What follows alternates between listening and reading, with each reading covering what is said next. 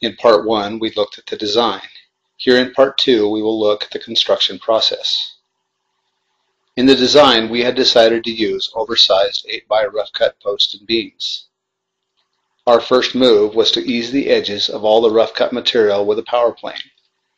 This extra step will add a simple but elegant touch to the overall finished product. All of this new material was laid out and pre-stained before installation. The use of 8x8 posts and beam required that we weld our own custom brackets and connectors. The two brackets to connect the post to the patio slab consist of 8-inch plate with vertical fins. These plates are attached to the slab with two 5/8 by 6-inch concrete anchors. Each vertical post is cut to length, secured to the brackets with lag bolts, and braced into a plumb position. The horizontal beam is pre-chamfered 15 degrees at the bearing point for the rafters. This beam is then set into place and temporarily secured. The two outside rafters are placed and squared into position. At this point, we are able to determine exactly where and how much of the roofing and eave we need to remove. Once the eave is trimmed back and the exact bearing point location for the rafters is determined, a continuous 2x6 is attached across the existing roof surface. Each new 2x6 rafter is pre-cut and seated on a 14-inch layout over the 2x6. The attachment at this point is an 8-inch structural screw through each rafter into the 2x6. The blocking gives the wall below a clean termination point.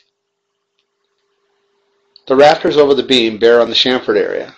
They attach from the top with a 10-inch structural screw and blocking in between. As a finished surface visible from below, 1x6 is attached to the top of the rafters with 1/4 inch spacing. Black roofing felt is applied to accentuate the shadow gaps visible from below. 5/8 inch OSB is applied on top as the final surface. This assures no roofing nails show through the shadow gaps on the finished side.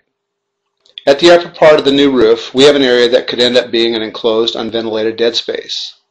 Unventilated roof spaces can be trouble, so as a precaution, we have set the blocking low and installed 1/8 inch screening.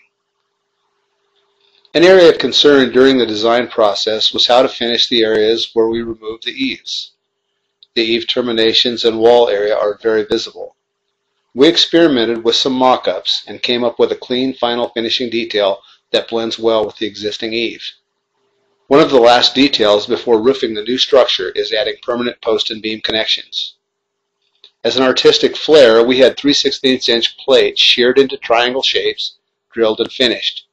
These simple connection plates add an interesting and functional finish detail. Mike and Gina are very pleased with the final product.